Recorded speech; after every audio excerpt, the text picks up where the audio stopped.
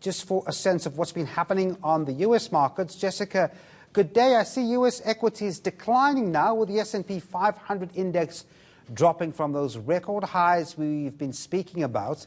And it's all because you'll tell me about disappointing earnings results coming out from Alphabet, and of course that hit technology shares.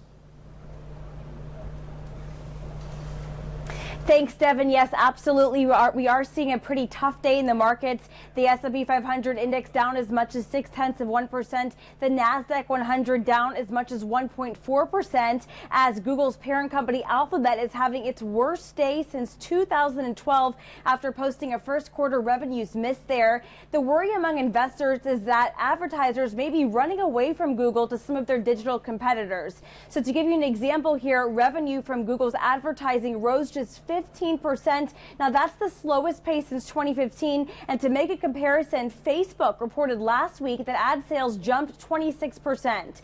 The other issue worrying investors is competition.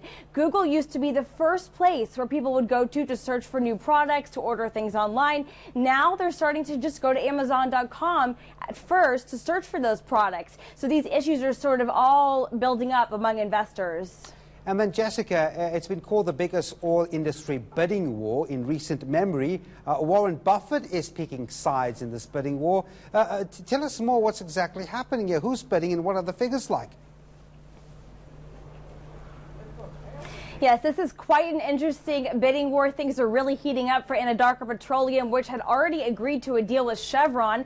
Then we had Occidental come in offering a $37 billion bid for the company. And now we have Warren Buffett backing Occidental, saying he's going to help with a $10 billion investment in exchange for preferred stock and warrants. And this all comes at a time when Anadarko's board members had been deliberating over whether Occidental's offer would actually be superior to Chevron's lower offer. I also want to point out that Warren Buffett's $10 billion investment is contingent upon the closing of the Anadarko deal, but it would be his biggest investment in more than 3 years, aside from Apple, of course. So that also is an interesting point there, and we'll be watching to see how this bidding war really plays out.